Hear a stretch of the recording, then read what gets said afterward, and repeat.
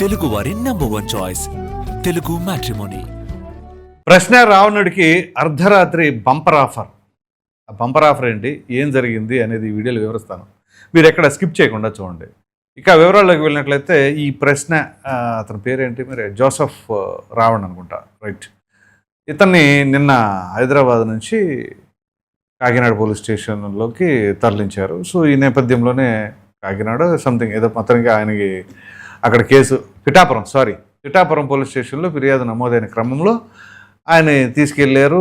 ఆ తర్వాత రాత్రి కోర్టులో హాజరుపరిచారు.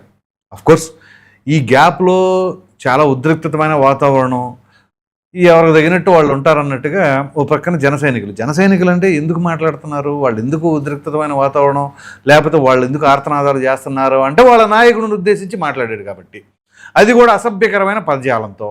ఇది ఇలా ఉంటే మరో ప్రక్కన ఈ రావణాసురుడో ఇట్లా అనేక రకాలుగా చాలామంది అంటున్నారు. కానీ అతని పేరు రావణుడు అనుకోండి, సరే రావణ్, ఇతనికి సంబంధించి కూడా కొంతమంది మద్దతుదారులు ఉన్నారు. సరే ఇదంతా జరిగింది, ఓకే అయిపోయింది. ట్విస్ట్ అంటే చెప్పమంటారా, రాత్రి కోర్టులో హాజరుపరిచారు.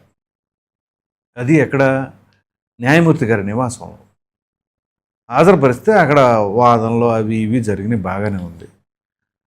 అసలు నువ్వు ఏ ఉద్దేశంతో ఈ రకమైన వ్యాఖ్యలు చేసావు ఏంటి అని అంటే చాలా గీర్మానంగా సమాధానం చెప్పాడంట. ఒక విధంగా చెప్పాలంటే చాలా చాలా పొగరుతో చెప్పాడు అనుకోవాలి, ఇంకోటి తెలియదు. కానీ అంటే మనం కోర్టులో ఉన్నాం, న్యాయమూర్తి గారి దగ్గర ఎలా ప్రవర్తించాలి అనే విధానం కూడా తెలియకుండా మరి ఆ బాడీ లాంగ్వేజ్ కూడా అంటే ఏం లేదండి ఆ టైప్లో మాట్లాడా ఏంటి. మీకు గుర్తుంటే వకీల్ సాబ్ సినిమాలో పవన్ కళ్యాణ్ ఆ వాదనలు వినిపించేటప్పుడు అతను ఉంటాడు, ఆ నిందితుడు బోన్లో ఉన్నప్పుడు జేబులో చేపెట్టుకుని ఉంటాడు, జేబులో చేది ఇది కోర్టు అంటాడు. సో సిమిలర్గా ఇక్కడ కొంచెం ఏమైనా అంటే చెప్పే సమాధానంలో ఆ గౌరవం అది ఇది లేకుండా మాట్లాడాడు అన్నట్లుగా మనకు అందుతున్న సమాచారం. కట్ చేస్తే అతన్ని రిమాండ్కి తరలించాలి అని చెప్పేసి ప్రయత్నాలు జరిగినా లేదు, రిమాండ్కి తరలించేటటువంటి సెక్షన్స్ అయితే ఇందులో లేవు అని చెప్పేసి జడ్జి గారు బెయిల్ మంజూరు చేశారు. ఓకే, ఫస్ట్ హాఫ్ అయిపోయింది, ఇప్పుడు సెకండ్ హాఫ్ స్టార్ట్.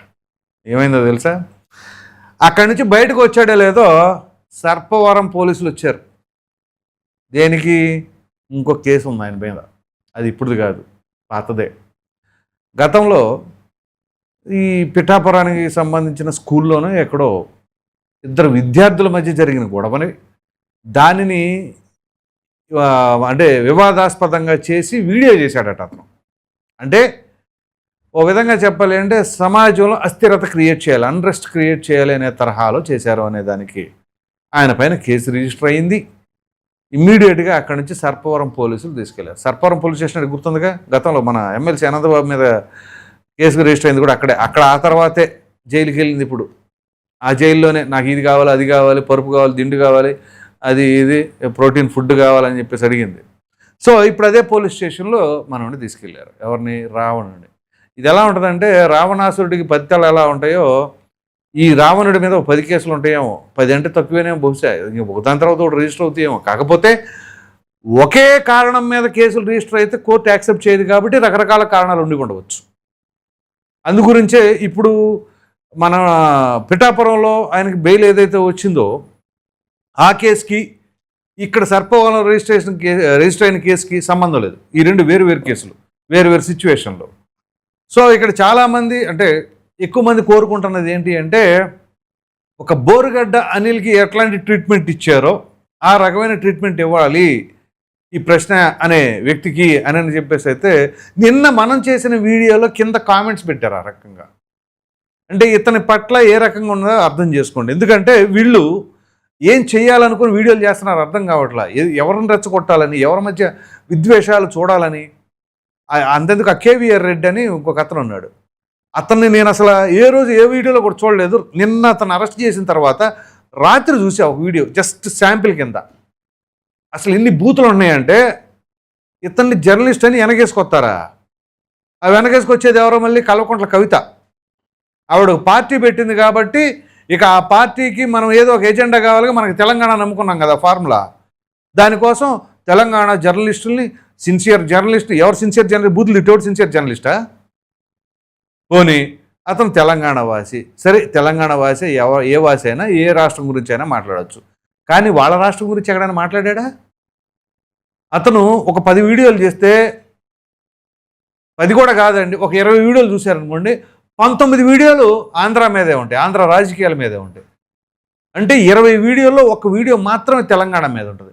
తెలంగాణలో అంత బాగా ఉందో పరిపాలన, ఎటువంటి తప్పులు లేవా, ప్రశ్నించే గొంతు లేదా, గొంతు ఎత్తి ప్రశ్నించలేకపోతున్నావా? అక్కడ మాత్రం జగన్మోహన్ రెడ్డి ఉన్నాడు, ఇక్కడ ఈ కేవీ రెడ్డికి మరి రేవంత్ రెడ్డి లేడా? మరి రేవంత్ రెడ్డి గురించి బ్రహ్మాండంగా పాజిటివ్గా చెప్పుకోవచ్చు పోనీ, అదే అనుకుందాం.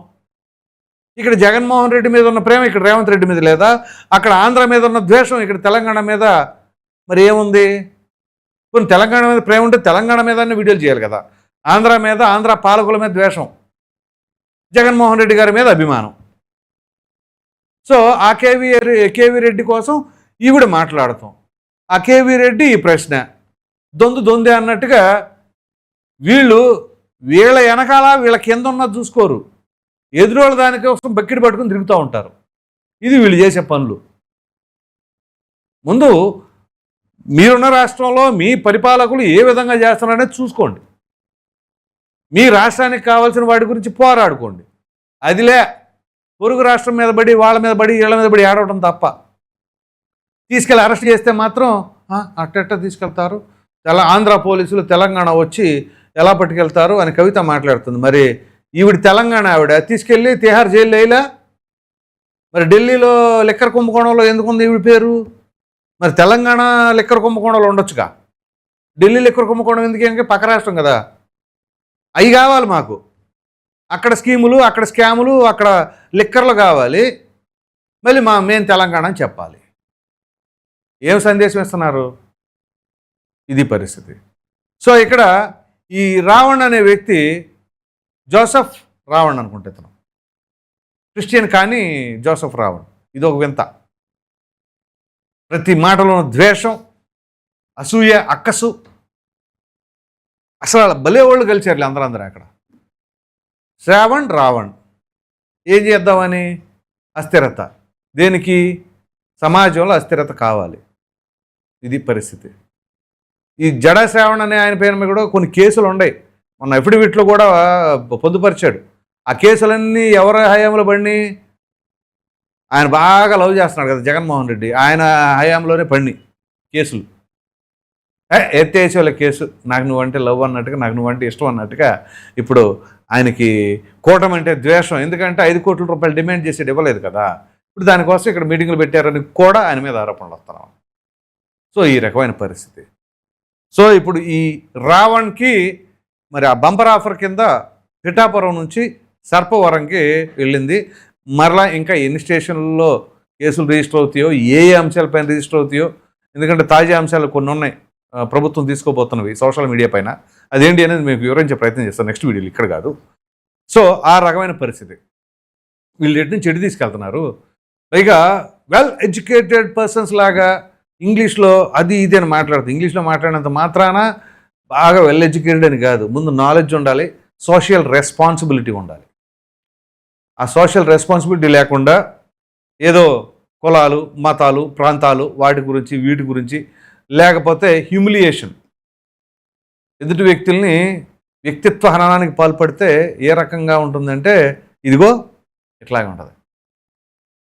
ఆయన ఈయనని, ఈయన ఆయనని, చివరికి అది ఏంటది లిల్లీ పుట్టని, ఆయనేమో హీమ్యాన్ అని, ఆమెన్ అని, లేకపోతే పందని.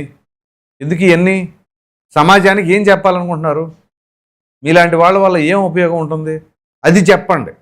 మీ స్ట్రెంగ్స్ ఏంటో దాని మీద మాట్లాడండి. అవి మాట్లాడరు, అవన్నీ గాలికి వదిలేసి ఎదుటి వాళ్ళు మాత్రం ఎంతకాడికి తిట్టిపోయడానికి, ఆడిపోసుకోవడానికి మన మీటింగులు పెట్టుకుంటున్నాం అన్నట్టుగా ఉంది. దీనికి తగినట్టుగా ఈ కొంతమంది కుర్రమూకల్ని గ్యాదర్ చేసుకొని వాళ్ళకి మెదడులో విషయాలు నింపారనుకోండి, పాపం వాళ్ళ జీవితాలు పాడైపోతే వాళ్ళ తల్లిదండ్రులు వేదన చెందుతూ ఉంటారు. మళ్ళీ ఆ పాపాన్ని కూడా మీరే మూటగట్టుకున్నట్టు ఉంటుంది. సో వీటన్నిటి పట్ల మీ అభిప్రాయం ఏంటి అనేది కామెంట్ సెక్షన్లో తప్పకుండా తెలియజేయండి. Thank you.